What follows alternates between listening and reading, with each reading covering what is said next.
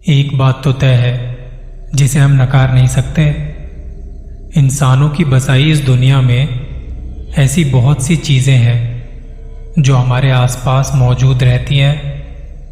हमसे पहले शायद ये दुनिया उन्हीं की थी। कुछ ना कुछ ऐसा कोई तो है आपके आसपास जिसे आप देख नहीं सकते। एक बार ध्यान से अपने आसपास नजरें घुमा लें। कहीं कोई गुस्से में आपको देख तो नहीं रहा। बेड पर बैठे हैं तो एक बार बेड के नीचे देख लीजिए। कमरे में अंधेरा है तो लाइट्स ऑन कर लो। अगर ड्राइविंग कर रहे हो तो एक बार बैक सीट पर पीछे जरूर देख लेना। और अकेले बैठकर ये कहानियां सुनते वक्त बस इतना याद रखना कि तुम वहां अकेले नहीं हो। सूरज नाम के लड़के ने गाजियाबाद से अपनी ये कहानी भेजी है, जिसे मैं बिल्कुल उसी के तरीके से आपको बताने की कोशिश करता हूं। मेरा एक बचपन का दोस्त है अंकित।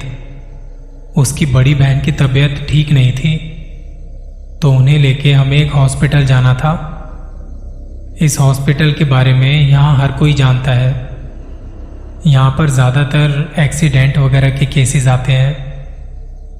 मैं आपको जो इंसिडेंट बता रहा हूँ ये अक्टूबर 2022 की बात है।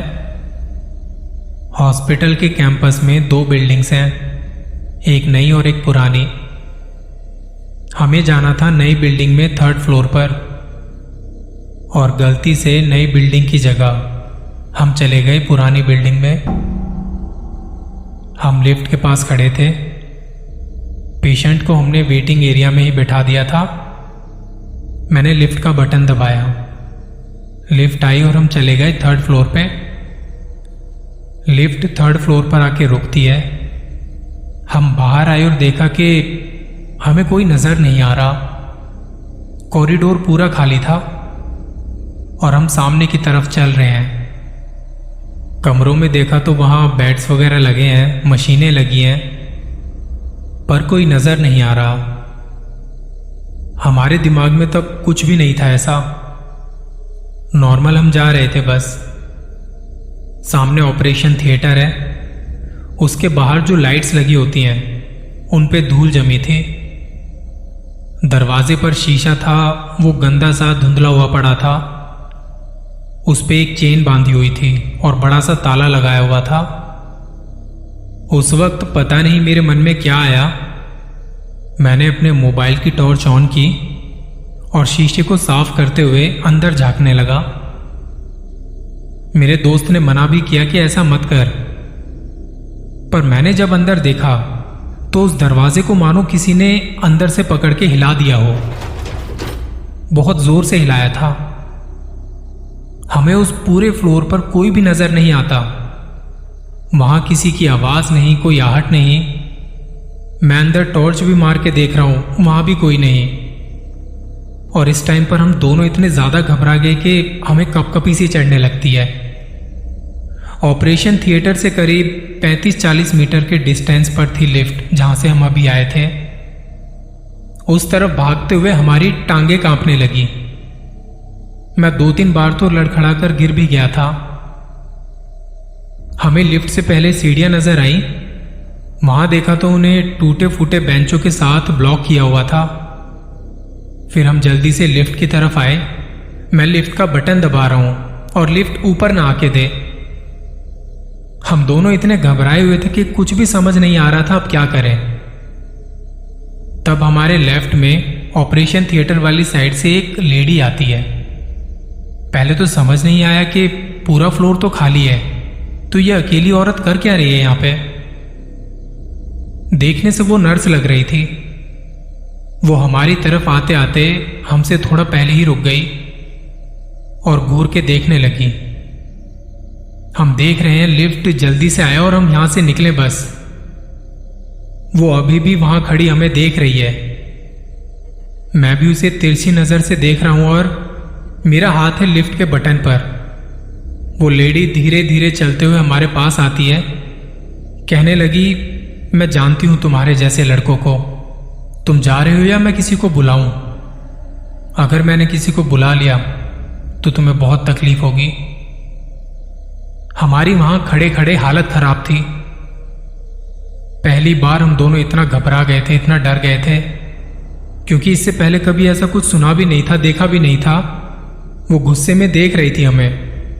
एकदम से लिफ्ट की आवाज आई, उसके दरवाजे खुले, हम दोनों जल्दी से उसके अंदर गए। बटन दबा रहे हैं, जल्दी से नीचे पहुंचे, बस लिफ्ट के दरवाजे बंद ना होके दें। और वो लेडी चलती हुई लिफ्ट के सामने आई और बाहर एकदम स्ट्रेट खड़ी है, मुंडी थोड़ी नीचे करके हमें देख रही है। दोनों हाथ एकदम स्ट्रेट लटक रहे हैं उसके।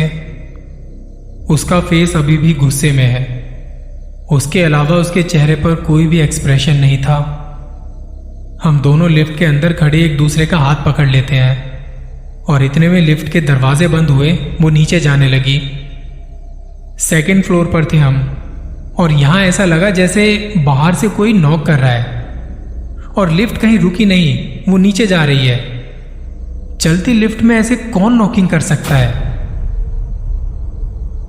थोड़ी देर में नीचे आते ही हम दोनों वेटिंग एरिया में आए और एक जगह पर बैठ गए। मेरी सांसें चढ़ी हुई थी, दिल इतनी तेज धड़क रहा था कि मुझे लगा कुछ हो ना जाए। खुद को थोड़ा नॉर्मल करने के बाद हम नई बिल्डिंग में गए और हमें इतना डर लग रहा था ऊपर जाने में भी कि हमने एक वार्ड बॉय को नीचे बुलाया और जब वो आया तो हम उसके साथ ऊपर जाने लगे। यहां से दो रास्ते निकल रहे थे, एक नई बिल्डिंग के लिए और एक पुरानी बिल्डिंग के लिए। तो हमारे साथ जाते हुए वो बताने लगा, ये रास्ता पुरानी बिल्डिंग की तरफ जाता है, आगे से ध्यान रखना। मैंने वार्ड बॉय को अभी जो हमने देखा था वो उसे बताया, तो वो कहता कि नहीं नहीं ऐसा कुछ नहीं होता, वो बिल्डिंग तो बस ऐसे ही बंद की हुई है, वहां पे थोड़ा काम चल रहा है। ये एक इंसिडेंट हुआ था मेरे साथ, मैंने सोचा आपसे शेयर करता हूं। सूरज की इस कहानी के बारे में आपकी क्या राय है? मैं अगर अपनी बताऊं तो मुझे लगता है जब अस्पतालों में किसी की डेथ होती है, वहां पे डेली किसी का आना जाना लगा रहता है, ना जाने कितनी तरह की एंटिटी उस जगह पर फंसी रह जाती हैं। ऐसी जगहों का ऑरा ही अलग होता है। कई बार आपको हैवीनेस फील होने लगती है, आप सैड हो जाते हैं, आपके मन में अजीब अजीब ख्याल आने लगते हैं। मुझे लगता है हॉस्पिटल जैसी जगहों पर ये चीजें अक्सर होती रहती हैं। बाकी आप बताइए, आपको क्या लगता है? अब आते हैं अपनी दूसरी कहानी पर। विक्रम जो नोएडा के एक मीडिया हाउस में काम करते हैं, उन्होंने बताया 2022 में मेरी नौकरी लगी थी। मेरा ऑफिस जिस बिल्डिंग में था उसमें टोटल 18 फ्लोर हैं। बिल्डिंग के 15th फ्लोर पर हमारा ऑफिस था। वैसे तो हमने कभी ध्यान नहीं दिया, क्योंकि सुबह बस सबको जल्दी से जल्दी पहुंचना होता है। इतनी ऊपर जाने के लिए जाहिर सी बात है लिफ्ट का यूज करते थे सब। एक दिन ऐसे ही हम कुछ स्टाफ वाले डिस्कस कर रहे थे कि यार बिल्डिंग की 13वीं मंजिल पर कुछ है। कोई कहता है वहां लिफ्ट के बाहर से कोई झांकता है, कोई कहता है लिफ्ट के दरवाजे पर कोई नॉक करता है, वहां की लाइट फ्लक्चुएट होने लगती है। एक तो 13 नंबर के बारे में लोगों के अपने अपने टोटके हैं। इस नंबर को लोग ज्यादातर नेगेटिव तरीके से ही देखते हैं। अब जब ये सब बातें वहां पता चली तो हमें और ज्यादा जिज्ञासा हो गई कि ऐसा क्या है वहां। इसके बारे में हमने गार्ड से थोड़ी बात की तो उन्होंने ज्यादा कुछ तो नहीं, बस बोल दिया कि उस तरफ ना जाएं। हमसे पहले वाले गार्ड ने कुछ बताया था वहां के बारे में कि वहां मत जाना, वो जगह ठीक नहीं है। अब ये बात हम लड़कों को पता तो करनी ही थी कि क्यों उस तरफ नहीं जाना। वो होता है ना, जो चीज मना कर दी जाए वो तो करनी ही है। 13वीं मंजिल को लेके किसी के पास कोई स्पेसिफिक कहानी नहीं थी, सब अलग अलग बात कह रहे थे। मेरे मन में तो कई सारे सवाल उमड़ने लगे और कहीं ना कहीं एक तरह का डर भी था। तो ये सब बातें जब चल रही थी तो हम लिफ्ट में आके देखते हैं कि वो जो 13वीं मंजिल का बटन था उस पे क्रॉस का मार्क बनाया हुआ है। अब ये जिस दिन मैंने देखा तो मैं घबरा गया, इससे पहले कभी ध्यान ही नहीं गया था। और जब हम ऊपर की तरफ जा रहे थे तो आज ध्यान दिया कि 13वीं मंजिल पर जाने वाला जो रास्ता है उसे ईंटें लगा के बंद किया हुआ है। मेरे मीडिया हाउस का एक एडिटर, वो कहता भाई अब इस बात का तो पता लगाना ही है। उस वक्त पता नहीं ऐसा क्या हो गया था हमें, क्यों हम इसमें इतना घुसे जा रहे थे। इस बात के 2 दिन बाद जब हम ऑफिस आए, लिफ्ट से ऊपर जाने के हुए तो गार्ड ने हमें रोक लिया। वजह उन्होंने बताई कि कल रात कुछ लड़के लिफ्ट में फंस गए थे। जब उनको वहां से निकाला गया तो उनकी हालत खराब थी। किसी को चक्कर आ रहे थे, किसी की सांस फूली हुई थी। उनमें से 2 लड़के हमारे ऑफिस के थे। अब वो पहले तो ऑफिस आने में ही डर रहे थे, पर फिर कुछ सीनियर स्टाफ ने उनसे बात की कि भाई ऑफिस आओ और हमें भी बताओ कि क्या था, तुम्हारी तबीयत कैसी है। अब थोड़ी बहुत बातें चल रही थी। तो इतना प्रेशर करने के बाद वो दोनों हाफ डे में आए। उन दोनों में से एक तो बिल्कुल भी बात नहीं कर रहा था। रात को 3 सिक्योरिटी गार्ड में से एक तो तभी चला गया और फिर वो वापस भी नहीं लौटा। उसने फोन भी बंद कर दिया। और तब लड़कों ने बताया कि उस रात जब लिफ्ट में बंद हो गए थे तो बाहर से कुछ आवाजें आने लगी थी। बच्चों के रोने की आवाजें, औरतों की दर्द भरी आवाजें। हम जब 11th फ्लोर पर थे तो ऐसा लग रहा था कि कोई बाहर से दरवाजा तोड़ने की कोशिश कर रहा है। जब उन्होंने ये बताया तो एक डर का माहौल बन गया। सबको इनसिक्योरिटी सी फील होने लगी। इसके बाद मैं भी वहां से आने जाने में डरने लगा। सिक्योरिटी गार्ड भी रात को ड्यूटी करने से डरते थे। हमारे ऑफिस का एक बंदा तो लिफ्ट से आने जाने में ही डरने लगा। और फिर सीढ़ियों से इतनी ऊपर कौन चढ़ेगा। उसने बातचीत करना छोड़ दिया और वर्क फ्रॉम होम ले लिया। कुछ तो ट्रॉमा हुआ था उसके साथ में। हम लोग वैसे तो जल्दी चले जाते थे, पर अगर कभी कुछ काम हुआ या कोई रिपोर्ट अर्जेंट देनी है तो रुकना पड़ता।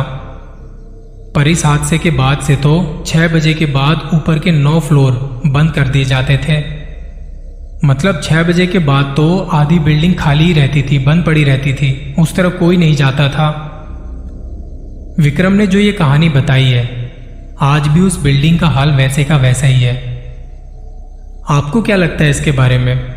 13 नंबर को आप किस तरह से देखते हैं? क्योंकि बहुत से लोग 13 नंबर को अनलकी मानते हैं, लेकिन अगर मैं अपनी बात बताऊं तो मेरे लिए 13 नंबर काफ़ी लकी है, क्योंकि मेरा मकान नंबर भी 13 है। और मैंने जब अपना सिम कार्ड लिया था तो मेरे सामने 3 नंबर दिखाए गए थे और मैंने वो नंबर लिया जिसके लास्ट में 13 आता है। आज के एपिसोड में ये 2 छोटे छोटे से इंसिडेंट थे जो मुझसे शेयर किए गए। ऐसे कंटेंट के लिए लाइक और सब्सक्राइब करें और अपने दोस्तों को भेजें।